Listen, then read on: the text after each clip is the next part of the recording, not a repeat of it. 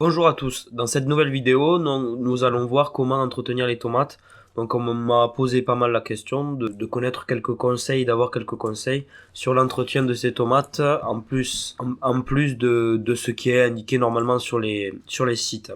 Donc en plus je vous ai mis une belle image pour faire une salade avec un peu d'huile d'olive, donc c'est idéal. Donc pour commencer, supprimer les gourmands. Donc vous voyez, là c'est le cas typique, vous avez une tomate ou des tomates qui poussent. Le but c'est supprimer les gourmands. Pourquoi on supprime les gourmands? Premièrement pour avoir un port droit, ce qui va faciliter le tutorage. Le tutorage c'est le fait de pouvoir garder et maintenir une plante, voilà, dans notre cas les tomates, droite, pour faciliter la récolte et les autres gestes.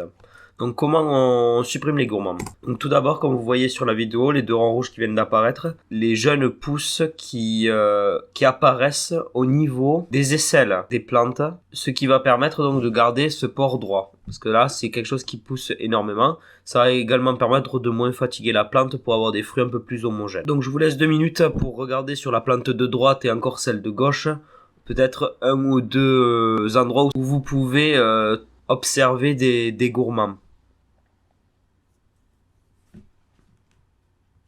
Donc voilà, donc on peut observer des gourmands aux endroits où il y a les ronds. Donc essayez de l'observer sur vos tomates dans le jardin. Ça va être c'est à cet endroit-là, donc il faut absolument tous les enlever. Donc une autre étape importante dans l'entretien des tomates, c'est notamment en fin de cycle. Selon les régions, ce sera en octobre et décembre. Donc c'est l'effeuillage en fin d'été.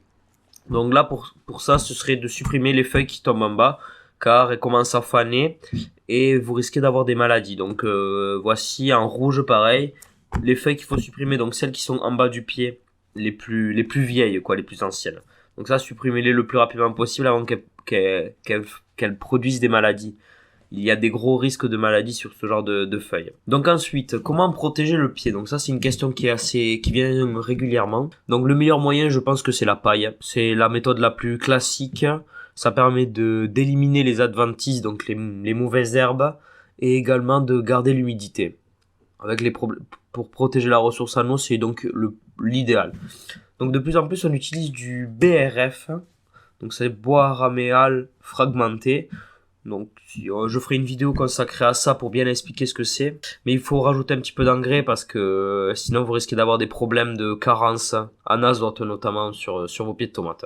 Donc je vous ferai une vidéo sur le BRF, pourquoi je ne le conseille pas seul par exemple. Que privilégiez plutôt la paille. Ensuite, un petit aparté sur l'association de plantes.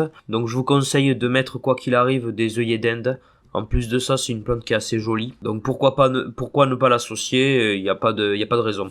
Alors l'œillet d'Inde aura deux avantages. La première, ça va être de repousser les nématodes. Donc les nématodes sont des petits vers dans le sol qui vont piquer vos racines et donc diminuer fortement la production. Ces plantes, donc les œillets d'Inde, émettent des hormones qui repoussent ces nématodes. C'est essentiel si vous voulez cultiver vos tomates chaque année au même endroit. Ces nématodes sont également très jolies, donc pourquoi ne pas s'en priver? Ça coûte vraiment pas très cher, hein, le sachet. Vous regarderez dans vos magasins, mais c'est un prix très abordable. On peut les acheter en plan également. Maintenant, les maladies et les ravageurs. Donc ça, c'est grosse question. Donc la principale maladie, c'est le mildiou. Donc je ferai une autre vidéo consacrée vraiment à toutes les maladies et tous les ravageurs pour que ce soit bien en détail, mais là on va rester assez simple sur celle-là. La principale maladie c'est le mildiou, donc comme vous voyez à l'écran, éliminez les feuilles dès que vous voyez les moindres taches blanches. N'hésitez pas à les supprimer, il y a pas de, ça évitera beaucoup de propagation. Une fois que vous avez éliminé ces feuilles, n'hésitez pas à ne toucher surtout pas les tomates parce que ça se contamine très facilement. Et un ravageur, donc j'ai choisi le puceron parce que c'est quand même l'un des plus répandus. Donc moyen de lutte idéal, c'est la coccinelle. Donc protégez vos coccinelles dans votre jardin. Ça fait toujours plaisir d'en voir et en plus c'est utile. Les pucerons peuvent transmettre des virus qu'on ne peut pas... Donc c'est vraiment essentiel d'éliminer le puceron. Bon, par la suite, une fois que vous avez bien effectué votre entretien, vous pouvez déguster vos tomates.